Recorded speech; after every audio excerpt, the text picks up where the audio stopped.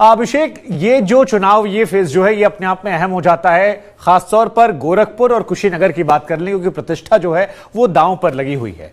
अब जब प्रचार का शोर जो है वो खत्म होने वाला है, तो क्या लग रहा है कि कल यहां पर जनता कितनी उत्साहित है, कौन कौन से मुद्दे हैं जो इस बार हावी रहने वाले हैं, प्रतिष्ठा कितनी दांव पर लगी हुई है? जो आप यहां घूम टहल कर आए, जरा उसका विश्लेषण कीजिए।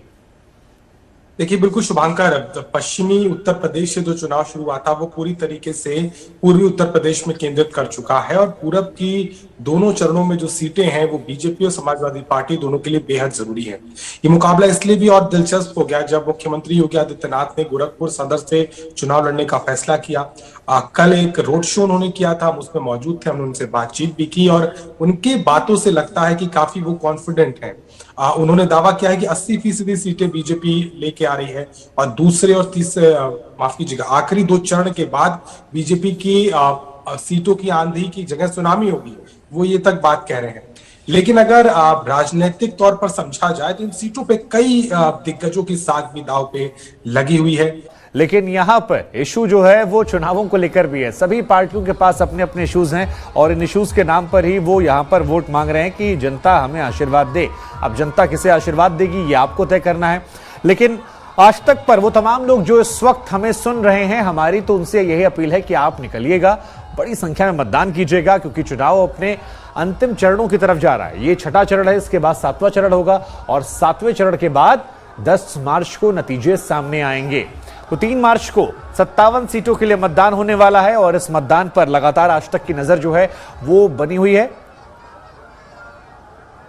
अभिषेक, आप अपनी बात पूरी कीजिए जिस बात को आप कह रहे थे, और जरा ये भी समझाइए कि जब 292 सीटों पर चुनाव हो चुका है और अब आखिरी के 2 चरण बाकी हैं, तो क्या यह माना जाए कि यहां पर जो बाजी मारेगा, इन 2 चरणों में जो आखिर में छक्के मारेगा, वो लखनऊ आसानी से पहुंच सकता है, चाहे वो साइकिल पर चढ़कर जाए या कमल पर सवार होकर या हाथी पर बैठकर या कांग्रेस के पंजे के साथ? जी बिल्कुल, जैसा मैं कह रहा था कि इस चुनाव में दिग्गजों की साख भी दांव पे लगी है। मुख्यमंत्री के लिए तो एक मार्जिन की लड़ाई है, हार जीत से ज्यादा वो आगे जा चुके हैं वहां पे, लेकिन कई ऐसे चेहरे हैं जिनको लेकर के काफी ये लड़ाई दिलचस्प होगी। आप स्वामी प्रसाद मौर्य इस चुनाव में दिखेंगे हमको इस चरण में, इसके अलावा राम अचल राजभर, लालजी वर्मा, इसके अलावा ओपी राजभर और तमाम बड़े चेहरे इस बार के इस चरण में होंगे। चूंकि छठा और 7वां चरण डिसाइडिंग फैक्टर हो सकता है, तमाम पार्टियां जिनके खुद के इंटरनल एनालिसिस उन्हें बता रहे होंगे कि उनका आंकड़ा कहां तक पहुंचा है, उनके लिए ये आखिरी मौका होगा अपने इस ग्राफ को बढ़ाने का।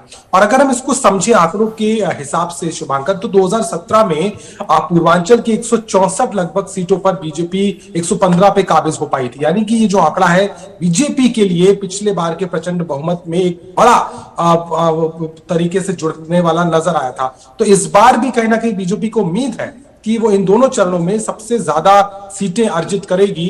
जिस तरीके की प्लानिंग और जिस तरीके का नेतृत्व ने यहाँ पर उम्मीदवारों को रखा है, तो इसीलिए पूरब की लड़ाई भी काफी दिलचस्प हो गई है। इसके अलावा विपक्ष में अगर हम देखें तो अखिलेश यादव ने जिन छोटे दलों के साथ में गठबंधन किया, चाहे राजभर के साथ में हो, चाहे महान दल के केशव मौर्य और अलग अलग छोटे छोटे अलायंसेस जो उन्होंने बनाए हैं, उसके दम पर उनको लगता है कि इस चरण में खासतौर पर आजमगढ़, गाजीपुर, बलिया और इधर की बेल्ट में वो काफी प्रभाव रखेंगे।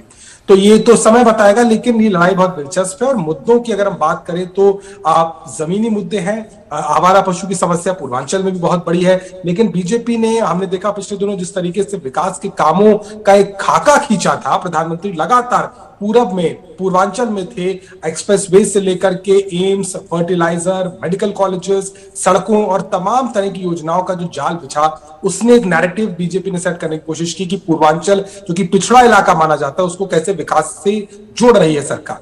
तो वो फैक्टर भी काफी हद तक प्रिवेल करेगा।